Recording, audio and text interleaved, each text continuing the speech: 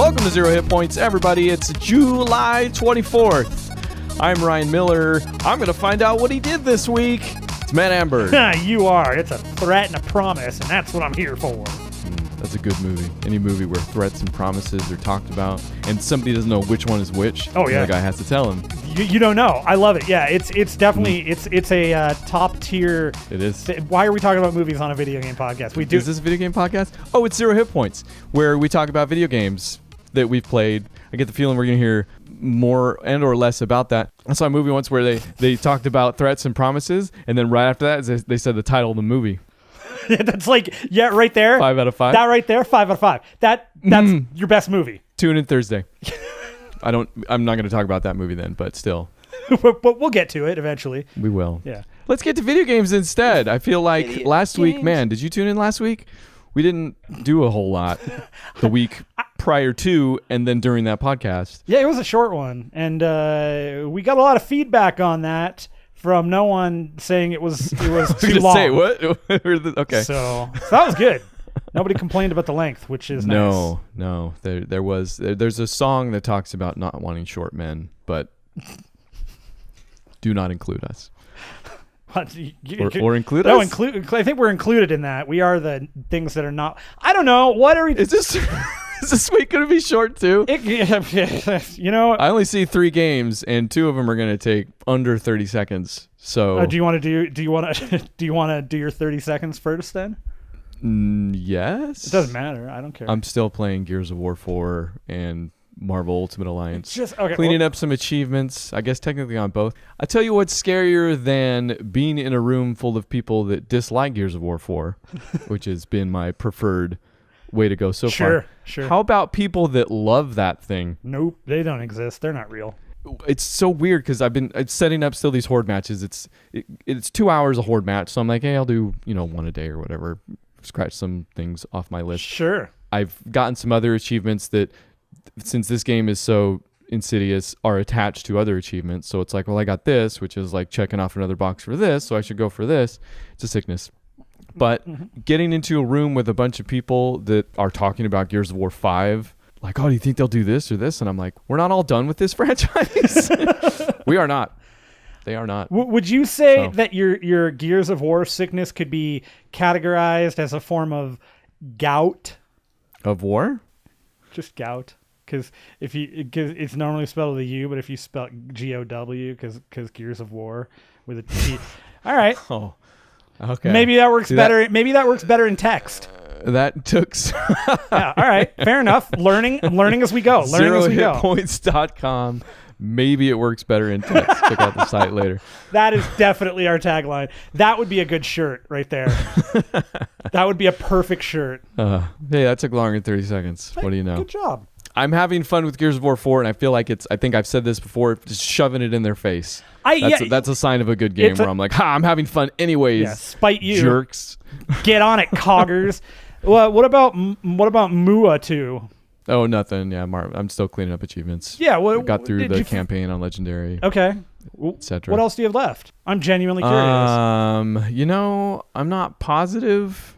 Some of them are glitchy. I have to do some maps and or bosses without reviving. And according to one Pedal Zelnip, who wrote the guide, that's his online name, real world name, non-disclosed. I guess I don't know what he's afraid of. He's redacted. Yeah, we don't trust him. We don't know him. It's glitchy, so I don't know. I'm in the middle of that one. We'll see if it glitches or not. All right. Exciting. Do you remember finding out what Pedal Zelnip was, or as I like to say Pedle Zelnip.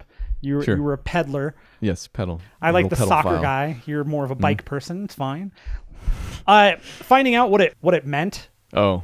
I was for anybody who is interested. It's an anagram. Who doesn't know that? It's an anagram for Led Zeppelin, which I still think is funny because I never can see him listening to Led Zeppelin. Mostly because he's Canadian, and I automatically assume he only listens to Rush and Corey Hart. That's fair. Led Zeppelin actually only made it to Canada. I think a year or two ago is what it was. Yeah, that's true. I mean, to be fair, they're also just recently getting the internet, so whatever. Explains that guide. Yeah. Anyways, okay, so you don't know what you have left with Marvel Ultimate Alliance. All right, that's fine. Yeah, whatever. It's done. I finished it. There you go. All right. What did you, or why didn't you do what you did until you did what you did? Yeah, Dead by Daylight. I did it by Daylight. That's what I did. Oh. I did play some Dead by Daylight, not a ton of it. I really love that game. I did have a very funny moment that I have recorded, and I haven't done anything with it because I'd have to edit it a little bit. But I had never played Michael Myers. I think actually that's not true. I played Michael Myers one time, and then I decided to play him a second time because he's kind of a fun killer. It's different. Austin Power, Love Guru. Exactly. So I married an axe murderer. It kind of, it all falls together. His one of the things that he does is he has a move it's a move set called stalking. And it's where he puts on these nice stockings, and he's got a garter belt, and then he's like, but so the killers all have this heartbeat, and the closer we always describe games that are better than they are. I know. I mean, they're good, but they're not good because they're anyway, no, they're excellent. Please. So the killers have a heartbeat, and the closer the killer is to the person, unless there are perks or something involved, the more they fall in love. Yeah, exactly. It's Dead by Daylight is killing. It's about killing loneliness. So with Myers, when he starts off, he has no heartbeat. You can kind of be right on top of them. And what you're supposed to do is stand there and you hold the button down and you stalk them. And as you stalk them, there's 3 levels of it called Evil Within. So you get 3 different levels of it. The first time, and every time you hit a level of it, it plays a chunk of the Halloween score. Huh. So I end up getting, and then the 3rd level, actually, I guess I'll finish it. When you get to the 3rd level, instead of taking 2 hits on a fully healed survivor, it takes just 1, and you actually do kind of the stabbing thing that he does in the movies, which is pretty rad. Nice. I ended up figuring out where 3 of the people were, and I got one down. I hooked them. I see 2 other people. I still have that Evil Within going. One of them comes around to unhook the person, so I stabbed another person right next to them. They got the person off the hook. He ran away, and I stabbed him. It was very stabby, but funny as all hell. Because it was very much a, what are you guys doing right now? Why are you all doing this? But you got the clip. That's cool. It was very much a Tucker and Dale moment. These kids are suicidal. They just keep running at me. Yeah. So I played a little bit of that, but I actually Are you playing that on PC? Sorry. Yeah. Is there recording stuff built into PC stuff nowadays? Is it game specific? Or are you doing there's some sort of layer? No, I just did shadow play. Oh, that okay, right. Yeah. Cool. Things I don't know. Yeah. Super helpful. But I've been watching this streamer for a long time now named Tyga Stripe, Tyga, and then the word Stripe, all one word. Great streamer. Guy plays a little bit of Fortnite, Save the World, and he's partnered up with Warframe, and he's one of their he works with those guys at Digital Extremes, what have you, and I'd been really, really passively interested in this game for a long time because it looked cool, and I just didn't quite understand what it was. It didn't click. I'd watch it and okay, so it's kind of Destiny-ish. Okay, it's not. It's an MMO. Well, no. And from what I understand, that thing has changed quite a bit from when it first came out anyway. Yeah, and it definitely has from reading some of the history on it. It's definitely, there's been updates. The frames are updated all the time and stuff like that. So there's lots of stuff going on. I finally picked it up, decided to play it. I've got maybe, I feel 8 hours into it now. Cause I kind of got sucked into it. And it is in a lot of ways, coming from Destiny, it is that with more, stuff in a lot of ways, not every way, but in a lot of ways. So what if Destiny was supported in more of a traditional MMO type way? Instead of Destiny still occupies this kind of, it is an MMO. Don't get me wrong. We've been through that. Yeah, that discussion. It's console built MMO for sure. But yeah, there's this way that they do the content and stuff like that. That's still kind of got one foot in the past almost. With the content releases Sure. and stuff like that. I guess. Yeah, I don't know if it's doing that. I mean, because I've only been playing for a little bit, so I don't know how. No, but Warframe seems better at that. Is what I'm saying. Oh, sure. Okay, I understand. That's Destiny. Yeah, gotcha. But what they're doing, so there are some really analogous parts. There is you pick your Warframe at the beginning. It's one of 3. There are think it was like 18 of them or something. And they're all like everything. This is a game where everything in the game is attainable through the game. It's grindy. This is very much a grindy game, just like Destiny in that respect. But you can go get like all the Warframes that are out there, all the guns and swords and all that stuff. They actually have flight missions in there that are like dog. The hell? Your dog just died? What was that? No, I don't know. Oh my! Sounded like a body fell over. Yeah, in the background. it was actually my iPhone 8. It's that big. It's close enough. Yeah. So there's like some flying missions and stuff too, where you have to do some stuff. I haven't gotten that far yet. But it's totally like, it's funny because you, just like Destiny, like and I don't want to say just like Destiny because I feel like that's you never want to say just like Destiny. But in a very similar fashion, you like finding your missions and doing your quests and stuff are totally you've got a galaxy map, and the first part of the map you're unlocking junctions to get to like Jupiter, and you can unlock junctions to go to Mars, and then when you get there there are moons and there are other things to do, and they're just as open, like if not bigger, so you can go to these places and you can there's some places where you can free roam, others are just going to be missions that you can run and rerun and do different things. You can go back there so you can go find secret things, what have you there. Sure. Lots of crafting, lots of changing. They kind of do a similar thing in style and look that Titanfall did with the operator cards. You know how you pick your thing. So in this case, though, your Warframe, your primary, your secondary, and your melee all have those slots, and they have, each weapon has X amount of them. They're not all the same. Some weapons can have more, others can have less. Each of the slots can have an affinity. So if you have a card that takes up X amount of space in the thing, if it's the right affinity, it actually reduces the number. So you have more, so you can have more cards in there, in theory. Some really cool systems in there, man. And I was just saying, it sounds like it was pretty deep. Yeah, it seems to. And then on top of that, you're talking about, X amount of Warframes. It's like 18 Warframes to build out and do all of this stuff with, and they play differently. They have different powers. There are like tiers of Warframes doing, some are good at stealth, some are good at defense and support, others are more offense and DPS stuff. There's a lot to it. And then they also have made it fairly simple you can play everything kind of solo. There are going to be probably issues finishing things solo, similar again to a Destiny-like game.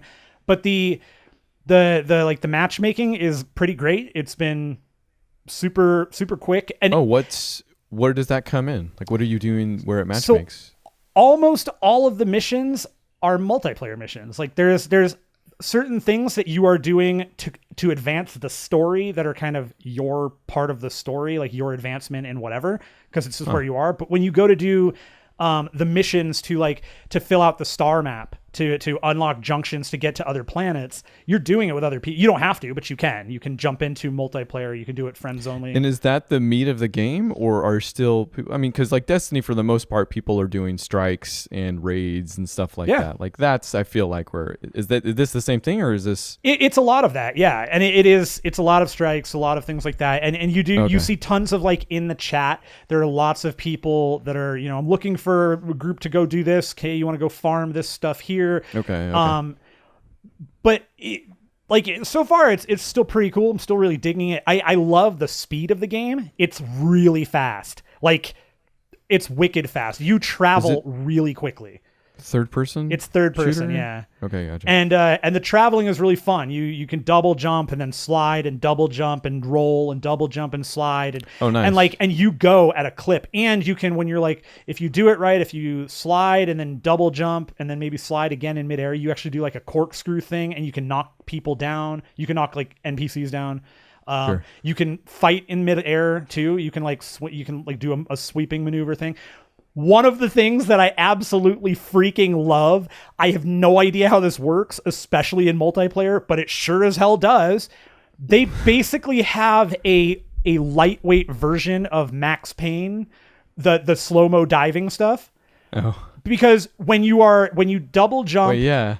How does that work? so when you double jump, and I think I think it's just you, and in fact, I guess it is just you. When you do the double jump, if you hold down your triggers, like you're gonna charge a shot or you're looking down the reticle, it will slow you down, and you have more time to aim and hit things. And it is super, super satisfying to be diving through a spot and there's a dude behind you, and to kind of turn around and fling an arrow at him. Oh, this is still a single player type thing, though. This is or cooperative. This happens in multiplayer. No. This is all PvE stuff. There is. Oh, okay. I think there is PvP stuff. I have not looked at it because it's zero interest to me. Yeah, why would you? Really? Way more interested in this stuff. But it's cool, man. It's wicked fun. I think my biggest disappointment with the game at this point is it is a little grindy. And it's clearly meant to be grindy because they're trying to extend the life of the game. Totally get that. We'll see how bad the grind becomes.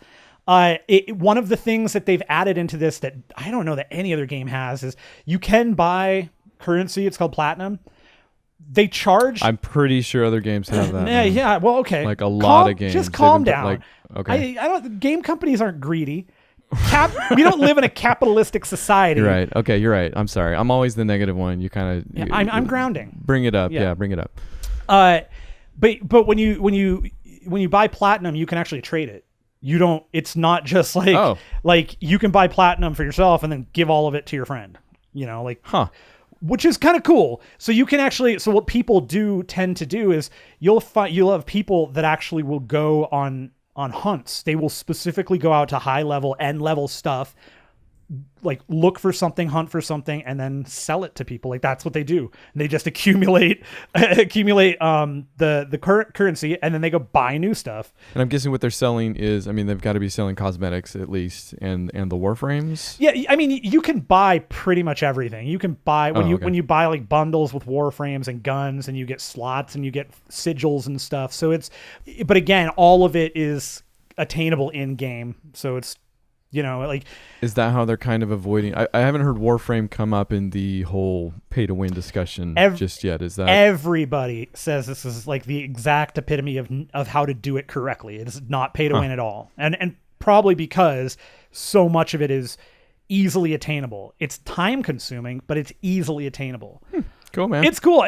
My other big gripe with the game is. I don't understand why this game still does not have cross-platform. That's just silly to me. This is a game that the way it plays in particular totally makes sense as a cross-platform title. Absolutely. What platforms is it on? All of them, actually. All okay. And it's free. It's a free-to-play game. Yeah, I mean, cross-platform. That's an industry-wide gripe at this point. I'm sure there's some work that needs to be done on. Was it Digital Extremes? Yeah. On their end, but. I'm sure they'd be up for it. What their issue is, and they've actually they've talked about it. The big problem they have is they seem to think that there's no way for them to keep patches in sync, and that might just be the way that they do it. It might be like their implementation of stuff.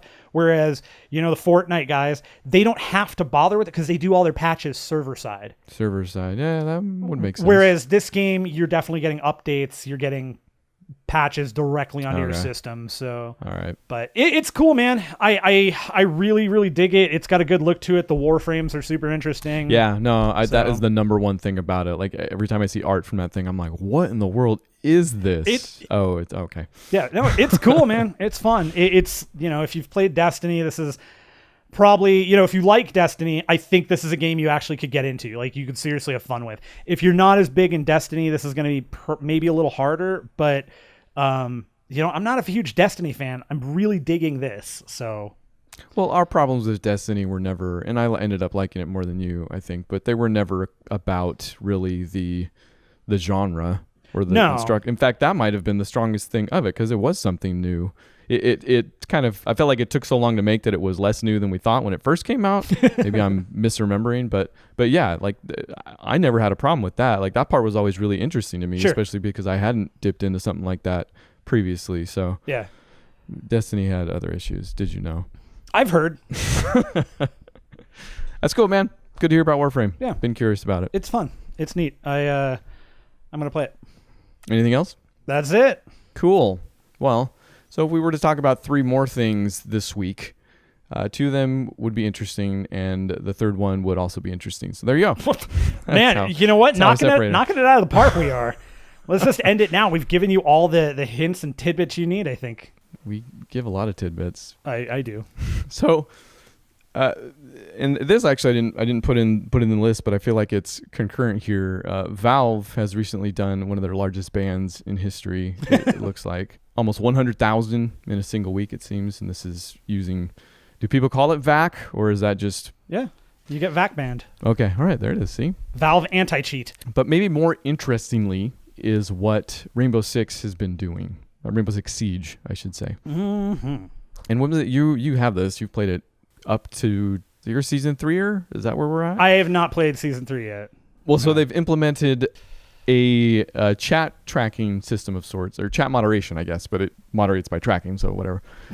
And it has to do with hate speech, and apparently it picks up on those and straight up bans, or I'm guessing it's a multi-tiered, like they have software that's detecting that, and then it's probably running it to somebody who's kind of following up and seeing or double checking or something like that, seeing how often the instances are and stuff like that.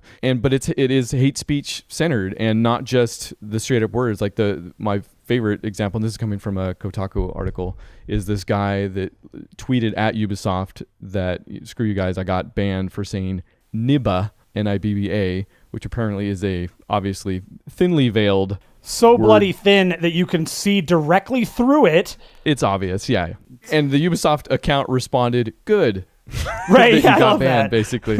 It's pretty good. Yeah, well, and one of the things that they talk about here is people like that kid. They try to bait people into saying things, which is pretty funny to like. This is where you have to go at this point, right? Like you are so bored. You have to do this for the lulz, because that's your, you've got to try and bait somebody into getting banned. I mean, if that's fun for you, I mean, I guess have fun, but it's gonna. They'll say something like, "Don't be racist," and then because it's the internet, because they're human, actually, I should say, they will do exactly what they've been told not to do. Right? So yeah. Then they get banned for that, which I still think they deserve the ban. No, I mean, if you're dumb enough to do it, I mean, look. Who baits somebody into hate speech? Like, who wins there? Sasha I showed you. Sasha Baron Cohen does, and apparently he does it really well. Yeah, that's true. But yeah. I mean, it's like if you're gonna spend your time doing that, okay, man, that's fine. And if you're dumb enough to respond to it, well, good for you. You've given everybody something to think about. I guess I just wanted to use this as kind of a launching off point to see kind of what the state of banning is right now. Like, is this too far? Are we cool with this? Is there any concerns overall here at 0 Hit Points? Like, when it comes down to things like this, I mean, I would rather err on the side of if it's done in text and it's super easy to, like, nuke it. That's fine. That's not a big deal. When you start, like, it's you're concerned about accidental ban. But it's a slippery slope too. Like, there are certain words that absolutely just get rid of them. Just done. No question. And you get idiots like the Nibba. Like, come on, man! You're pushing, and the reason you're pushing is to see how far it'll go. Well, they're children. Like, it's a literal childish thing to do. No, it absolutely it's somebody out there who knows what racism is because they hear about it on from somebody else on the internet or something like that. So they they're just children. They have no idea, no care about what that means. And it's the idiots who defend it by saying, "I didn't say the word. I said nibba," and it's like people who think that's an argument are children, basically. Yeah, absolutely. I mean, the sad thing is that too many adults are children. Yeah, no, yes. I am not speaking about age here. I am speaking about mentality. Yeah, and no, I obviously I agree with you. I own children. I have children. And how much did they cost? I can use the term derogatorily. It's an insult. Look, there are a number of people out there who will say hate speech is free speech. Blah blah blah. Okay, sure. We're not talking about free speech here. We're talking about a moderated platform. So if Ubisoft wants to get rid of what they define as hate speech, which their definitions do not need to be shared with us, frankly. You can get pissed and just not play the game. There's always that. Yeah, they have that right. And in the case of the very obvious, yeah, get rid of it, man. And ban those people. Hardware ban them as far as I'm concerned. I know, right? That's the thing, is don't just ban them, hardware ban them. They need to. These are mostly 2-hour bans, it looks like, which I think is still effective in a way, because like the kind of people that would do this are the kind of people that would blow up at a 2-hour ban. Like that really ruins your flow either way. You're into a game, you're like, I'm gonna go do this, or I always do this, and not being able to do that for 2 hours right when you sit down to do it. Like, I would imagine that's pretty effective, but hopefully, I mean, maybe that but there's always the jackholes that get emboldened by crap like that. Oh, you're going to ban me for 2 hours? Let's see if you do it again. Oh, you're going to do it again? Let's see. Off to Twitter. Yeah, exactly. To Twitter, I'm going to get you guys. We're going to get you all fired. Man. Oh, man. Don't. Too soon? Do we even. I know it's not this show, but the James Gunn stuff I feel like is just a bummer. It's not this. It's not this. But it goes back to this stuff, right? Like, and this is, the number one. It's every single aspect of this whole thing is bad faith argumentation. All of it. It's all bad. Yep. Especially like you go back to the fact that, number one, he apologized for all of this stuff well before Guardians ever came out. Disney knew about it many times, and like his apologies are like, read that apology, tell me it's not a good apology. And then on top of that, you're going to go ahead and fire a person who not only acknowledged, then apologized, and has tried to better himself as the good example of somebody who does that. And then you're going to go ahead and bad faith argument that and conflate it with the Roseanne situation, where she's currently racist stuff. Yes. like bigoted stuff. It's not an apples to apples, it's an apples to oranges, and one of them is good and fine and healthy and you can eat it. The other one is Roseanne and is probably unhealthy. Like, you don't, that's a rotten core, man. And it's a bummer because James Gunn, I feel like too, has done some make goods in his work, like Guardians of the Galaxy 2, which we talked about, and originally I was a little lukewarm on the first time, loved it more the second time. I have since listened to, and again, this isn't the show, but whatever. If you haven't listened to the Only Movie podcast, cool bunch of dudes that we met at PAX a couple years in a row ago. Mm-hmm. But they did a show on the Phase 3. Did you listen to any of those? I have not listened to that. The Phase 3 stuff. There's some good stuff in there, but their stuff on Kroll's stuff on Guardians of the Galaxy 2, especially, like, right over my head, man. Some of that stuff I never, like, the way that both feminism and masculinity are portrayed in that film, totally missed it. And it's done in a way that James Gunn, gives me faith in James Gunn, like, makes some very valid points. I don't want to spoil it or talk about it. Like I said, this isn't the show, but people got banned. Yeah. And should be. That's real weird. I'm sorry. No, you're fine.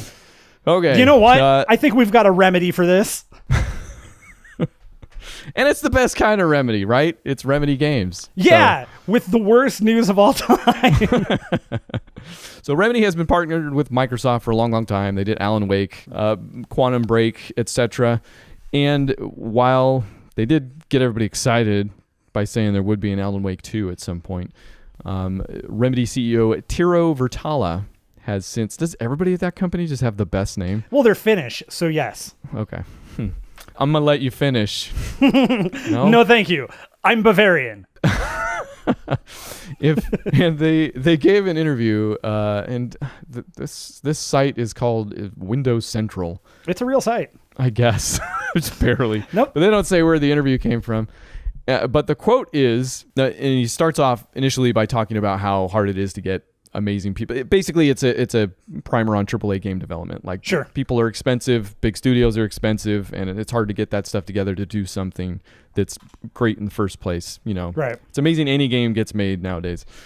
But the part of the quote here that's a little bit of a bummer says, considering our history, Alan Wake was really interesting, but it was a collaboration with Microsoft. Due to certain reasons, it never got a sequel. Quantum Break also, we put a lot of effort into creating the world, the characters, the stories, but it still was Microsoft IP. They decided to not take it further. And he says if they owned it, they probably wouldn't have made that decision. But and this is why if I see Phil Spencer at PAX, I'm going to scream that he killed Alan Wake, and I hope he suffers. And I mean, it's not really new in terms of how IP works and how partners. I mean, Right. It is older. Like there have been some advancements, and there's some different models out there now. You know, we're 10 years into Kickstarter now, and Sure. but IP is still IP. The people who own it, like, what are you going to do? And when it's somebody that's footing the bill, you can't necessarily blame them for not wanting to make a sequel for a game that didn't necessarily light the world on fire, even though I feel like Alan Wake has the cachet at this point. Like, even the people who don't necessarily rave about it have heard about it. Like, they know that thing. So I'm going to go ahead and disagree with you on this. No, and really? I think mainly because I can find people to blame for not wanting to make a sequel, even though it didn't set the world on fire, because I loved it. So many other people did. So go to hell, Phil Spencer. Coming for you, PAX. Okay, so here's the second thing that goes into my head reading this stuff. Tell me about your head thought. I want Alan Wake in that I want Alan Wake and I love Alan Wake. Mm-hmm. Like, I'm sure I'd enjoy playing a sequel to that. I mean, I enjoyed playing Quantum Break, which wasn't like super like there's DNA there, right? Oh yeah, for sure. We like playing Remedy games. Like, I'm just saying we liked Quantum Break is probably statement enough there, because that did not light the world on fire less than Alan Wake. There was a smaller ember more Okay. type thing, I think. Yeah. So there's a part of me that's like, I'm almost okay with like what I mean, I'm really okay with one-off things. Mm-hmm. Yeah. Like, I hate doing a sequel for sequel's sake. Definitely. But there is a part of me that's like, you know what? I'm okay without an Alan Wake sequel, and I'm looking forward to Control. Like, I really want to see Control. I will definitely play Control. For sure. Yeah, no, I Does get that it. make sense? No, totally. It's one of those things where it kind of screams for a sequel, and if a sequel showed up, you'd kind of welcome it and go, okay, I'm ready to see what this is. But there's always I think it's always valid to say we're going to end this on a way that, yeah, we could do a sequel. It's ambiguous enough to do that. We're just not going to. And now you get to play out the story. Like it builds up that want that you're never going to get. You're never going to sate. And no, that's a statement, right? No, for sure. And I'm saying I agree with you on that. Like in that respect, yeah, totally. I mean, I would love an Alan Wake sequel. Yeah, totally. but still, yeah. But again, if I'm good with what we got. American Nightmare was great. I liked it a lot. I like, the DLC for Alan Wake was great too, man. The writer and American Nightmare. The other one I can't remember. No, there was another actual like add-on. I don't remember what it was. Played them both. Yeah. Hey, it was great. Like I said, real good. Real memorable. That's my fault there. But those are the only two things I thought in the news world that looked like we might have something to say about them. And we did, and we had stuff, and we said them. But now let's get to the capper. The thing that we might have more to say on, and this one's maybe a little bit more focused down than we've done in the past with something like this. Usually we have a subject that kind of bleeds into maybe a larger issue that we spend some time on. I don't know how far out of this goes. No Man's Sky has another update coming, and it appears to be probably the biggest one yet. Am I up to marketing on that? Yeah, no, I think you've got the marketing words down. Mark, yeah. As do we all. Wow, 2 weeks. And I don't even want to talk like a ton about it. It looks cool. There's plenty of details on it. There's a trailer out there, and it seems to be doing what a lot of the updates have been doing so far, is making good on what this thing promised to be from the beginning, type thing. Yeah, I mean, and I think they're expanding in the ways that the community has asked for. And that's been cool to see. The No Man's Sky next update. I mean, I want to check it out, man. I want to jump back into that and see what's what. Also, and not even so much for this update. Like, I'm definitely. Like, it's coming out on Xbox, and it's coming out all together on Xbox. Like, if I haven't played this yet, it has largely been because I'm going to wait, and, they are updating it more, and they seem to be doing a lot more. Yeah. This seems like a better, they've got their stuff together type thing, For sure, So yeah. I am very tempted, very, very tempted. I could very well be getting this. But also, what got me into it was this thing that came out with Sean Murray. Now that they're ramping up for this new release, they're also kind of stepping back into the limelight, because that's one of the other things that they've done is pretty much radio silence for the most part. Hello Games. Yeah. They've been, I think, responsive in a way to their community with their updates, but they haven't actually come out and talked. Yeah, no, they've been, pretty much exactly the definition of radio silence. Like their communication has come through, like you said, it's come through updates and patch notes and brief explanations of what the changes are, more so than what's in the notes. But that's been it. It hasn't been a whole lot of actual dialogue and nothing with the press. Absolutely nothing. Well, radio silence has been broken. It has been. Is where I'm going with this. And I think he did this with a few different outlets. The one I have before me is Waypoint, waypointvice.com, etc. And he sat down with, looks like Austin Walker and Patrick Klepek and just went off. And they asked some good questions, and Sean had some good answers. And I have a bunch here, more than actually to read. And this is a long freaking article. I don't know how far you got through it. I finished if it. Any. Yeah. Did you really? Holy wow. Okay. Yeah. Jeez. I read. Look, I like read a text reader over there. I What's read going pretty on? fast. All right. Whether okay. I comprehend what I've read, no, not a chance. All right. I was wondering where the disconnect might be. There it is. It's in my brain. No, I'm sure you got it. Basically, Sean talks about the launch of the game, what went wrong, what he did wrong, kind of stuff that built up. And, some of it is opinion, but some of it's pretty kind of just laying it all out on the table. Yeah, I mean, he does talk about that whole, when Hello Games was first created, there was like 5 people, and they immediately kind of started talking about, okay, who do we send out to the wolves? And everybody was kind of into it, and Murray said, I'll do it, and everybody was like, no, fine, okay, I guess. And then he's realizing now, in retrospect, he kind of hates it because...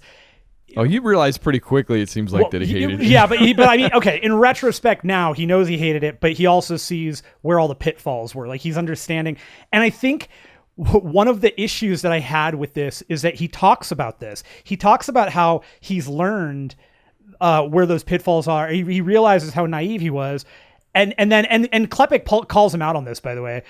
He goes back and does the same thing where he starts talking about like I'm going to do the marketing spiel, and Klepek says, but isn't that what got you?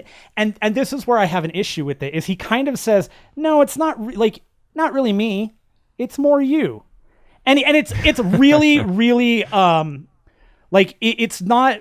He's walking a fine line, and I think it's a nuanced view, which I appreciate. But yeah, like I said, he's not being oblique about it or anything. It's not like but man, it certainly, reading that, it certainly feels like we will take the smallest amount of responsibility, but we're going to put it we're going to say Sony was part of the problem. And the way he mentions Sony too is that he mentions it with the whole, he compared getting in bed with Sony to a kid getting into a gorilla enclosure.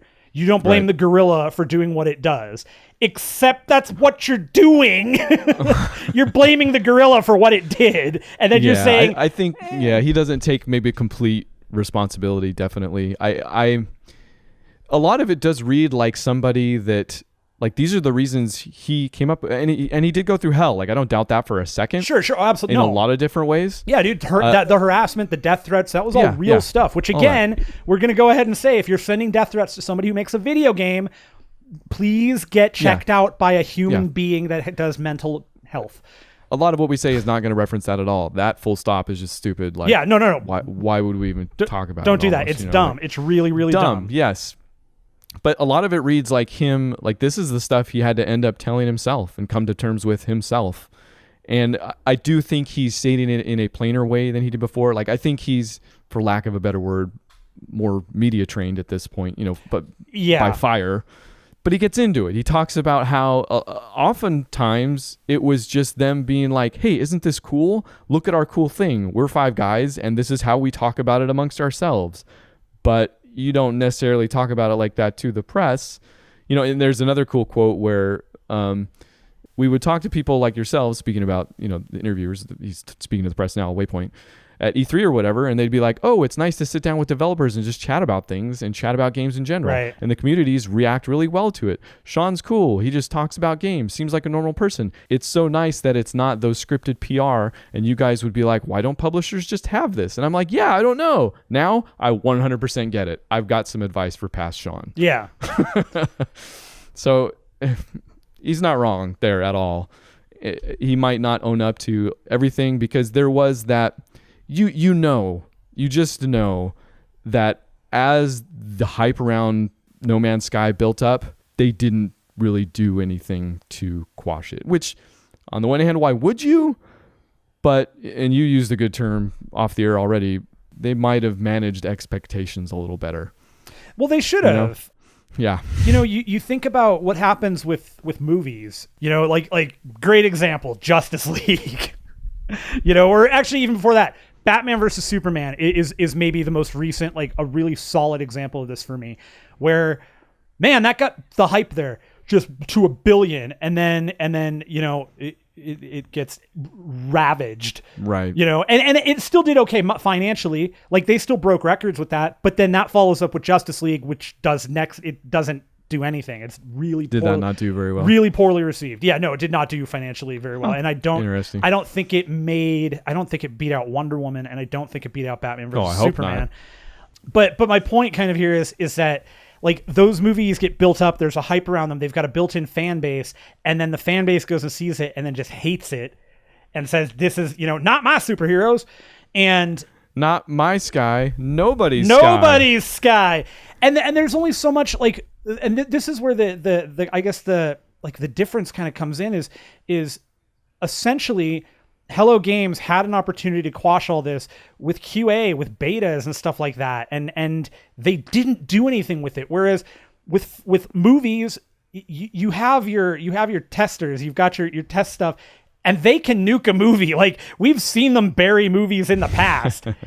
Well, no, they just turn it into a Cloverfield movie, right? Exactly, and then they send it over overseas to try and get the overseas box office. But yeah, I mean, you're right. They didn't manage expectations here, and ultimately that hurt them with the launch. But on the flip side to that, and that maybe not though. That I think that's part of the reason they're not as maybe mea culpa as they could be, because they said, I mean, he's very much sure that it was kind of a success in a lot of ways. Like, there was drop off, but he's like, when you compare it to other games that have drop off, we were still doing really well. And that even if 1 million people aren't still playing it like they were on day one, like, they're happy with the amount of players that they have right now. No, I mean, he mentions that they've been putting on ARGs, and he claims that there were 400,000 people involved, and that people are spending more time playing this game than other games, especially in like single player titles. This game gets more time out of it because of the nature of it. Which I can buy. Oh, like, yeah. No, I mean, I got sucked into that game, man, for hours on end. Like, and I did not realize how much time went by, because you're in a loop, and the loop is kind of fun, and it's repetitive, but you're still like it in so many ways. It's that one more thing. I just want to find the next one of these things that give me the license, or give me the that translate the words for me, so that I can understand more of what an alien species is saying to me. Just want to find one more. And I bet that happens more often than not, man. I bet, like, when stuff like this blows up, there's just that part of the internet that's making death threats, everything on fire, and then there's the other part that's probably not even on the internet most of the time. It's just enjoying the game, like, and that game, man, like I don't know if my expectations were managed, if I was just not. Well, me and you buy into the hype, I feel like, a lot less than, and maybe it's because we're doing this thing. I don't know. Maybe, I mean, I'm cynical about so much stuff too. That might help too. But like, I bought it thinking this game isn't complete garbage. I bought the game thinking, okay, if this is more of a space version of Flower, yeah, man, I'm down. And that's what it is. It's the space version of Flower, dude. It's the relaxed, chill game, and you just go and you check out cool creatures, and you examine worlds, and really, for me, the fun of that game did come from, like, the weird interactions you'd have. Flying into a planet never got old. Flying off of a planet never gets old. Like, bursting through the atmosphere into space to see a sun and to see moons. Like, there are, no matter how many times I go back to it, there's always a moment where I go, man, that is just such an experience. That there's a lot to appreciate there, that I feel like there is. And I love the fact that they talk about with Next, they've got more story component, there's more mission component stuff. and they're fully going all in with the multiplayer aspect, which that's really cool. And yeah, I'm not joking saying that Next kind of like all of these things got me going a little bit, and taking what Sean says with a grain of salt. Anyways, like you were right, he did kind of, in speaking of Next, kind of got back into it. This is one of those quotes maybe. He says, but over the last 2 years, and now especially with Next, every part of it's becoming deeper. That's really exciting. It's becoming broader as well. It's weird when you see multiplayer and you see the scale of it, and you see we've got unlimited base building. You can command a set of frigates. You can, like, in my head, he's just getting more and more excited. You can live out so many different science fiction fantasies, like, PR. Oh yeah. PR Sean is like glazing it, like I can't control it. You can live out so many different science fiction fantasies all within the universe sandbox that we've built. That's really exciting. And for more people, each time we update the game, it becomes their, hopefully, perfect game, or the game that they wanted to play, or whatever it is. That's the fun thing to do. And that's where I'm like, whoa, dude, like, no, like, give up the perfect game thing. That should not be your goal ever. And again, they call him out on that. They call him out on and then he's like, okay, well, I don't mean the perfect game. I mean the game that you really, really like that's perfect for you. He does come back, and I'll share it since I shared the other one too. He says, quote, "We are not trying to make the perfect game. We have definitely learned that is impossible, and that in this hyper polarized world, that is not a good path to go down." Which I think gets to the core. Like, and we've talked about this before, this whole cycle is a bummer that he can't be like that. It's a bummer that people like Sean can't come out, be excited about their game, show us stuff at an early stage, and he says that numerous times, like it was too early. We shouldn't have spoken so much about it. We shouldn't have spoken so early about it. Yeah. But that they can't come out and be like, look at all this rad stuff that we're working on, and that we, not us typically, but can't just take that and understand and not, again, not send death threats, but be disappointed for something being something it was never going to be. Right. I guess in a way. Anyways, but he says, but what I'm talking about specifically is people who see the potential in the game, and then us listening to them and realizing that potential for some more people each time we do an update. And I think that's where it needs to be. Like, he got it. He gets it right. And somewhere in there, he knows.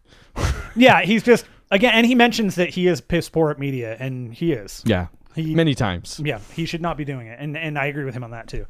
And we shouldn't be holding, like, I still hold the ideal, like, I wish we can get to a place where people can just say, I mean, I try to be in that space, right? I try to be, you finding so much to appreciate in No Man's Sky, I feel like is us trying to come to a game and appreciate it on its own terms. Like, we recently talked about State of Decay 2, a game I think is fantastic, but I don't know if I can play for any more time. Well, I mean, or long amounts of time. It's no different than, and I'll go to movies because, again, it's just so easy to make the analogy. It is. We should do a Thursday thing. A book club, maybe. For movies, though. Yeah, I like it. Okay. Write this down. Okay. When you go into a movie with preconceived notions, you're taking baggage into it. If you go into a movie, and it's actually, I guess, more than anything, it's what you leave with the movie. If you leave the movie thinking that was not what I wanted it to be, I'm really bummed out by that. You're gonna be bummed out by that because you brought baggage into it. If you bring baggage into the movie, but at the end of it, you can stop and go, okay, I'm going to look at this movie for what it was, for what the director gave me, not for what I wanted it to be. Then maybe I'll find a different appreciation. Maybe I'll understand it more. Maybe I'll find that I know I was right. I didn't like it, but now I know I didn't. And games are the same thing. All this talk, E3, all these things, they're hype machines. That's what they're there for. And you've got to just hold it back and try to realize that maybe the game you're seeing that you think you're seeing isn't the actual intended thing. And it's somebody cut together a trailer or did something, and you're going in with preconceived notions. You're taking that baggage in. Try to play the game without it. Try to look at the game holistically as it is, not as you want it to be. And maybe ignore the Sonys of the world a little bit. Like he says numerous times, like, we chose to work with Sony and we did not have to. And this is kind of what happened. I mean, the quote maybe you were talking about earlier, he says, if you're angry at No Man's Sky because it became a lightning rod for things like pre-ordering games or the price that we launched at or the release timing, releasing early or not being early access, that's another thing. People are just like, why didn't you call it early access? He says, I can be okay with you being angry about that because those aren't super in my control.